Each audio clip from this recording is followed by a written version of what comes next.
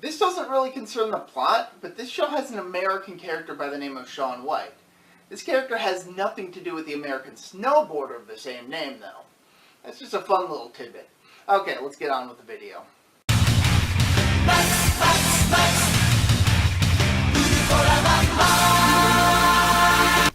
Dash to defend the world. Ultraman Max. Hello and welcome to Earth Alien ProtoMet. Today I'll be taking a look at Ultraman Max, which returned the Ultra series to the lighthearted Monster of the Week format that the franchise was known for, following the stark change in tone that was Ultraman Nexus. If you're interested in learning about that show, check out my review of it down in the description. But we're here to talk about Max, so let's get to it. Earth faces a crisis as numerous strange occurrences begin happening all over the world, including natural disasters, giant monsters, and alien invasions. To combat these strange happenings, the United Defense Federation, or UDF, forms DASH, Defense Action Squad Heroes, to defend the planet and its inhabitants.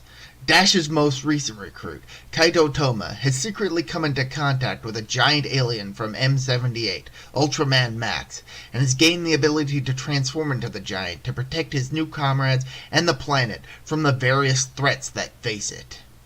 The thing I absolutely love about this series is its cast of characters.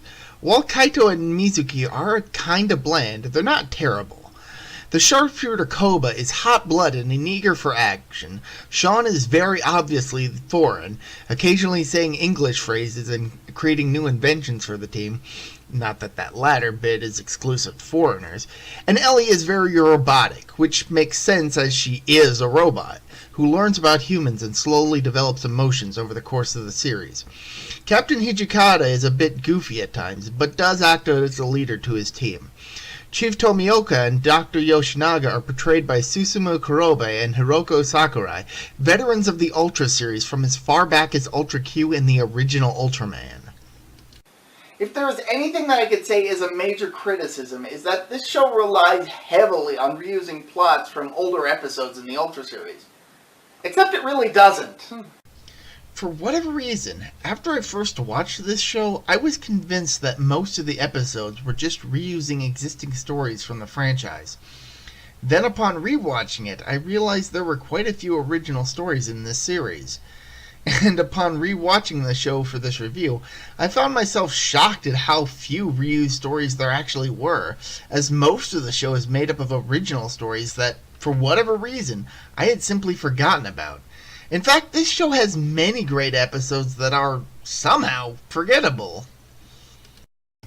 Some examples of great episodes I'd somehow forgotten about include an episode where Earth faces destruction at the hands of a monster that constantly evolves to repel all attacks, only to discover music from a little girl and leaves Earth without further incident. An episode where one of the show's writers dreams that he is Kaito and vice versa, blurring the line between fantasy and reality.